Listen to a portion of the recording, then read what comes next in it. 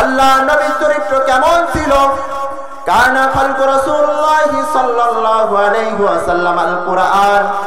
আল্লাহ নবীর চরিত্র ছিল গোটা কোরআনে যেমন যা কিছু আছে, এই কোরআনে যা কিছু আছে সব কিছুর বিধান যার ভিতরে আছে, আল্লাহ নবীর চরিত্র এমন ছিল। সুবহানাল্লাহ। তাহলে সেই নেতার পিছনে আমরা দৌড়াই বলেন? অনেকে আমরা দৌড়াই না। আল্লাহ নবীর চরিত্র ছিল কিসের মতন? কোরআনের মতন। কিন্তু আমার নেতা তোমার নেতা অনেকে কি তেল চোর, বেল চোর, আম চোর, খেজুর চোর তার পিছনে দৌড়ায়, ঠিক কিনা? কিন্তু আল্লাহ নবীর চরিত্র এমন ছিল যিনি জীবনে একটি মিথ্যা কথাও বলেন নাই, সত্য কথা ছাড়া মিথ্যা কথা কখনো বলেন নাই, কখনো কোনো মানুষের অন্যায় ভাবে কাউকে হত্যা করেন নাই, কষ্ট দেয় নাই। দিয়েছে বলেন? দেয় নাই। এজন্য আম্মা জান আয়েশা রাদিয়াল্লাহু তাআলা আনহা তখন বলছেন আল্লাহ নবী বিশ্ব নবীর চরিত্র এমন ছিল। গোটা কোরআনের ভিতরে আল্লাহ রাব্বুল আলামিন সূরা আল মুমিনুনের ভিতরে যে কয়টা আয়াত নাযিল করেছেন, যতগুলো গুণের কথা বলেছেন, এই সমস্ত গুণের কথা সব কিছু আল্লাহর নবী বিশ্ব নবীর মধ্যে ছিল। তিনি কখনো এর বাইরে যাইতেন না। আল্লাহ রাব্বুল আলামিন যা কিছু বলেছেন, যা কিছু করতে বলেছেন সব কিছু তিনি করতেন। এটাই হলো আল্লাহর নবীর চরিত্র। এজন্য আল্লাহ রাব্বুল আলামিন যখন বলছেন, হযরত আম্মা জান আয়েশা রাদিয়াল্লাহু তাআলা থেকে বর্ণনা করেন আল্লাহ নবী বিশ্ব নবীর চরিত্র যেমন ছিল, তিনি কোথায় থাকবেন, কোথায় যাবেন, আল্লাহ রাব্বুল আলামিন যখন নিজ হাতে জান্নাত তৈরি করলেন, আদম নামক বেহেশত যখন তৈরি করলেন, আদম নামক বেহেশত তৈরি করার পরে সেখানে ফলমূল যা কিছু গাছগাছালি তৈরি করার দরকার তৈরি করলেন, নরসমূহ তৈরি করলেন। করার পরে আল্লাহ রাব্বুল আলামিন বলছেন তোমরা কথা বলো। সেই আদম নামক বেহেশত, সেই ফলমূল, সেই গাছগাছালি তখন বলে উঠল কদ আফলাহাল মুমিনুন। আল্লাহ রাব্বুল আলামিন যখন বললেন তোমরা কথা বলো, তখন সেই জান্নাতে আদম নামক জান্নাত তখন কথা বলল। জান্নাতের ভিতরে যত ফল ফলাদির গাছ, যত পাকপাখালির গাছ, নহর সমূহ সবকিছু তখন বলল কদ আফলাহাল মুমিনুন।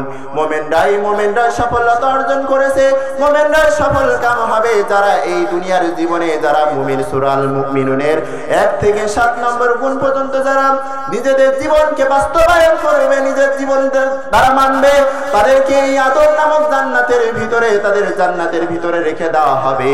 সুবহানাল্লাহ। আজকে আপনাদের সামনে সূরা আল মুমিনুনের 1 থেকে 7 নম্বর গুণের কথা বলবো, শুনবেন তো সবাই? সূরা আল মুমিনুনের 1 থেকে 11 নম্বর আয়াতের ভিতরে আল্লাহ রাব্বুল আলামিন মুমিনদেরকে কয়টা গুণের কথা বলেছেন? সবাই আওয়াজ দিয়ে বলেন। 7টি গুণের কথা বলেছেন। কয়টি? আরো জোরে বলেন কয়টি? আমি ভূমিকায় নিয়ে আজ সরাসরি আলোচনায় যাচ্ছি, মূল আলোচনায়। মুমিনদের 7টি গুণের ভিতরে আল্লাহ রাব্বুল আলামিন সব মুমিনদেরকে সফলতা দানের জন্য ওয়াদা করেছেন যাদের মধ্যে 7টি গুণ থাকবে। প্রথম গুণ হলো যাদের ভিতরে ঈমান থাকবে। ঈমান যারা আনবে, ঈমান যদি কোনো ঈমানদার যদি ঈমান না আনে, কোনো মুমিন যদি ঈমান না আনে, যতই নামাজ পড়ুক, যতই রোজা রাখুক, যতই হজ করুক না কেন, যতই যাকাত দিক না কেন, আল্লাহর কাছে কি কবুল হবে? কবুল হবে। সর্বপ্রথম কি আনতে হবে? ঈমান আনতে হবে। শূন্যর পরে শূন্য, শূন্যর উপরে শূন্য বসাইলেন, সেই শূন্যর কি কোনো দাম আছে? কিন্তু শূন্যর আগে যদি একটি সংখ্যা, পূর্ণ সংখ্যা যদি বসান, তারপরে যদি শূন্য বসান, সেই শূন্য দাম আছে না নাই? আরো জোরে বলেন আছে না নাই? তাহলে সেই প্রথমত আমাদেরকে ঈমান আনতে হবে। এই একই হলো ঈমান, ঠিক কি না? আল্লাহর প্রতি বিশ্বাস করতে হবে, আল্লাহর প্রতি ঈমান আনতে হবে, আখিরাতে পরে বিশ্বাস করতে হবে, তাহলে ঈমানদার হওয়া সম্ভব, ঠিক কি না?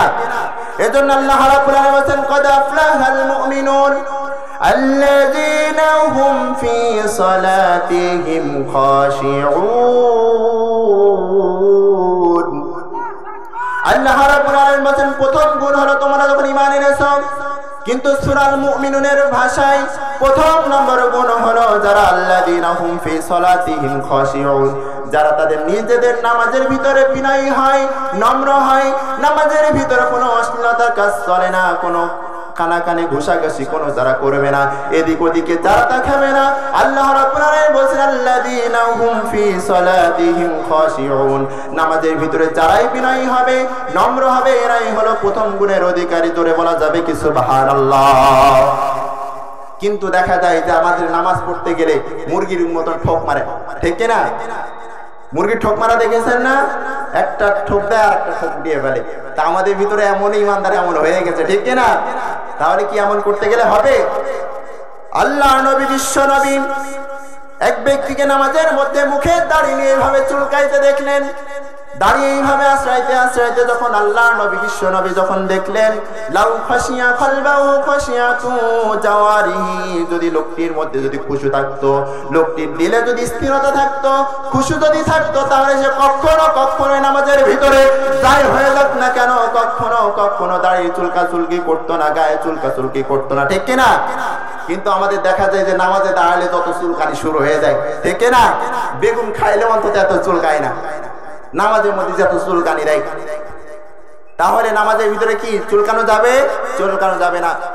আল্লাহ রাব্বুল আলামিন প্রথম গুণের ভিতরে যখন বললেন, ওরে আমার ইমানদাররা, প্রথম নম্বর গুণের ভিতরে যখন বললাম তোমরা সালাত আদায় করবে, সালাত আদায় করবে, সালাত আদায় করবে, প্রথম নম্বর গুণের ভিতরে বললাম। বলেন তো দিলে হাত দিয়ে আজকে ফজরের নামাজ কে কে পড়েছেন? আমরা আমাদের সন্তানদের কি কল্যাণ চাই? কারা কারা চাই? একটু হাত তুলে দেখান তো। আমি তো বলি হাতে গোনা কয়েকজন ছাড়া বাকিরা কেউ কল্যাণ চান না। একটু মেলায় এনে মনে করেন আপনার ঘরে গভীর রাত্রে আগুন ধরেছে, গভীর রাত্রে আগুন ধরেছে, রাত তখন 2টা কিংবা 3টা বাজে। সেই সময় আপনি আপনার সন্তানকে কি কখন উঠাবেন না ওখানে ফেলে থবেন আগুনে পুড়ুক? এটা কি কেউ চাবেন? আজকে ফজরের সময় আপনার সন্তানকে কে কে ডেকেছেন? আপনার সন্তানকে কে কে ডেকেছেন? কল্যাণ তো চান যে আপনার সন্তান যাতে না পড়ুক, কিন্তু সেই কাল কিয়ামতের মাঠে আপনার সন্তানকে পড়তে হবে, ঠিক কিনা? কিন্তু সেই সন্তানকে ডাকি না, সেই বৌমাকেও ডাকি না, মেয়েকেও ডাকি না। উজু করবো, জোরে জোরে পানি পড়বে, ঘুম ভেঙে যাবে, এই জন্য মসজিদে যে আমরা উজু করি, ঠিক কিনা? এমন ইমানদার আছে না নাই? আমাদের এদিকে নাই, অন্যদিকে আছে, ঠিক কিনা? কিন্তু আপনি আপনার সন্তানকে রাত 2টার সময় যেমন ভাবে উঠায় তুললেন যে এখানে থাকলে সে আগুনে পুড়ে মারা যাবে, তাহলে কাল কিয়ামতের মাঠে আপনার সন্তান যখন আগুনে পুড়বে আপনি কি তখন ঠেকাইতে পারবেন? পারবেন না। তাহলে কেন আপনার সন্তানকে ডাকলেন না? এজন্য আল্লাহ রাব্বুল আলামিন বললেন আল্লাযীনা হুম ফি সালাতিহিম খাশিউন। যখন নামাজের সময় যখন হয়ে যাবে, মুয়াজ্জিন সাহেব যখন আহ্বান করবে, যখন তোমাদেরকে ডাকবে, ইমানদার কখনো চায়ের দোকান আড্ডা দিতে পারে না, কোনো মদের জোয়ার ভিতরে বসতে পারে না, কখনো কোনো খারাপ কাজের সাথে যুক্ত হতে পারে না। একজন ইমানদার যখনই মুয়াজ্জিন সাহেব ডাক দিবে, তখনই ওই ইমানদার দৌড়ায় দৌড়ায় মসজিদে আসবে। কথা কোন ঠিক কিনা? এজন্য আম্মা জান আয়েশা রাদিয়াল্লাহু তাআলা আনহা বলছেন, আল্লাহ নবী, বিশ্ব নবীকে এদিক ওদিকে তাকানোর সম্পর্কে জিজ্ঞেস করা হলো। আল্লাহ নবী, বিশ্ব নবী, নামাজের ভিতরে যদি এদিক ওদিকে তাকাই তাহলে কি হবে? নামাজ কি হবে কি হবে না? এবার মিলিয়ে নেন। আম্মা জান আয়েশা রাদিয়াল্লাহু তাআলা আনহা তখন বলছেন, ওয়াক্তিলাসুন ইয়াক্তালিসুহু শাইতানু মিন সালাতিল আদ। যে সমস্ত মানুষ নামাজের ভিতরে এদিক ওদিক করবে, এমনি তাকাবে, অমনি তাকাবে, উপরে তাকাবে, নিচে তাকাবে, সামনে তাকাবে, ঘড়ির দিকে তাকাবে, তখন আল্লাহর নবী, বিশ্ব নবী বলছেন ওই সমস্ত মানুষের উপরে শয়তানের থাবা পড়েছে। এই জন্য সেই নামাজের ভিতরে এদিকে তাকাই, ওই দিকে তাকাই, সামনে তাকাই, উপরে তাকাই, পিছনে তাকাই, মনে আমাদের এদিকে, মনে এদিক ওদিক তাকানো লোক মনে হয় নাই? আছে এদিকে? আছে এদিকে? আপনাদের কি খারাপ লাগছে? সারা শব্দ দিচ্ছেন না? এই জন্য আল্লাহ নবী, বিশ্ব নবী বলছেন, নামাজে যখন তোমরা দাঁড়াবে, নামাজের ভিতরে যখন তোমরা থাকবে, কখনো তোমরা চুলকাচুলকি করবে না, দাড়ি ধরে টানাটানি করবে না, টুপি ঠিক করবে না, পাঞ্জাবি ঠিক করবে না। নামাজে যখন দাঁড়াবে, চিত্রে দাঁড়াবে, সামনের দিকে তোমাকে যদি কেউ না দেখে, আল্লাহ রাব্বুল আলামিন দেখছেন। কথা কোন ঠিক কিনা? এই জন্য বলছেন যে ব্যক্তি নামাজের ভিতরে এদিকে তাকাবে, ওইদিকে তাকাবে, মনে করবে তার উপরে শয়তানের থাবা পড়েছে, শয়তানের থাবা পড়েছে বিধায় সে ওইদিকে তাকায়। তাহলে কি নামাজের মধ্যে এমনি এমনি কি তাকানো যাবে? এমনি এমনি কি তাকানো যাবে? যাবে না। তারপর হাদিসে জিবরিল আমিন স্থান সম্পর্কে আল্লাহর নবী বিশ্ব নবীকে জিজ্ঞাসা করেছেন, ওগো জিবরিল আমিন তখন জিজ্ঞাসা করছে, ওগো আল্লাহর নবী বিশ্ব নবী, আনতা আবুদাল্লাহ কান্নাকা তারাহু ফাইন লাম তাকুন তারাহু ফাইন্নাহু ইয়ারাকা। তখন আল্লাহর নবী বিশ্ব নবী তখন বলছেন, তুমি এমন ভাবে আল্লাহর ইবাদত করবে, এমন ভাবে আল্লাহকে স্মরণ করবে, এমন ভাবে তুমি আল্লাহর ইবাদত করবে, তুমি যেন মনে করো স্বয়ং কেউ না দেখলেও স্বয়ং একজন দেখছেন, তিনি কে? আর আওয়াজ দিয়ে বলেন তিনি কে? বলছেন তখন আল্লাহর নবী বিশ্ব নবী যখন বলেছেন, তুমি যখন দেখবা, তুমি যখন না দেখতে পাবে তখন মনে করবে স্বয়ং কেউ দেখছে না। আল্লাহর নবী বিশ্ব নবী বলছেন তখন কেউ দেখছেন, একজন দেখছেন, তিনি আল্লাহ রাব্বুল আলামিন। আর যদি তোমার পক্ষে এটা সম্ভব না হয় তবে মনে করে নিবে আল্লাহ রাব্বুল আলামিন সর্বক্ষণ তোমার সাথে আছে, সর্বক্ষণ তোমার দিকে তাকাচ্ছে, ওদের তোমাকে এদিক ওদিক করা যাবে না, এমনি এমনি তাকানো যাবে না, চুলকাচুলকি করা যাবে না, যেদিকে সেজদার দিকে নজর দিবে। কথা কোন ঠিক কিনা? তাহলে প্রথম নম্বর গুণ কি বললাম? কি পড়তে হবে? নামাজ বিনয়ের সাথে পড়তে হবে, ঠিক কিনা? দ্বিতীয় নম্বর গুণ আরো অনেক বিস্তারিত ছিল, সময় অল্প, এই জন্য আপনাদের সামনে 7টি গুণের কথা বলার চেষ্টা করবো ইনশাআল্লাহ। দ্বিতীয় নম্বর গুণ শুনবেন তো ইনশাআল্লাহ? মনোযোগ আছে আমার দিকে? এবার আল্লাহ রাব্বুল আলামিন সূরা আল মুমিনুনের 2 নম্বর গুণের ভিতরে বলছেন, মুমিন যারা হবে তাদের ভিতরে 2 নম্বর গুণটা থাকবে। এই গুণটা সবচাইতে বেশি বেশি কাদের ভিতরে থাকে জানেন? মহিলারা একটু অপ্রয়োজনীয় কথা বেশি বলে, ঠিক না? কিন্তু মা বোনদের বিপক্ষে আমি যাচ্ছি না, পক্ষেই যাচ্ছি। আল্লাহ রাব্বুল আলামিন বলছেন, ওয়াল্লাযীনা হুম আনিল লাগwi মুরিদুন, যারা বেহুদা অপ্রয়োজনীয় কথা কাজ থেকে যারা দূরে থাকবে।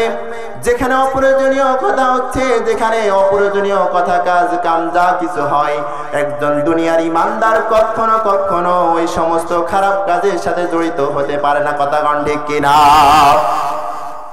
কিন্তু দেখা যায় যেখানে গ্যাঞ্জাম হয়, 2 ভাইয়ের ভিতরে একটু মারামারি একটু বেশি বাঁধাইতে চায়, ঠিক কিনা? আমরা এমন ইমানদার হয়ে গেছি।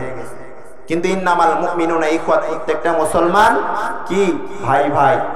কিন্তু ভাই দিয়ে কিভাবে দ্বন্দ্ব বাঁধানো যায়, আর একজন পাড়ার প্রতিবেশী লেগে থাকে, ঠিক কিনা? বানায় বানায় বলে। এজন্য আল্লাহ রাব্বুল আলামিন বলেছেন, আল্লাযীনা হুম আনিল লাগwi মুরিদুন, যারা বেহুদা অপ্রয়োজনীয় কথা থেকে যারা দূরে থাকবে।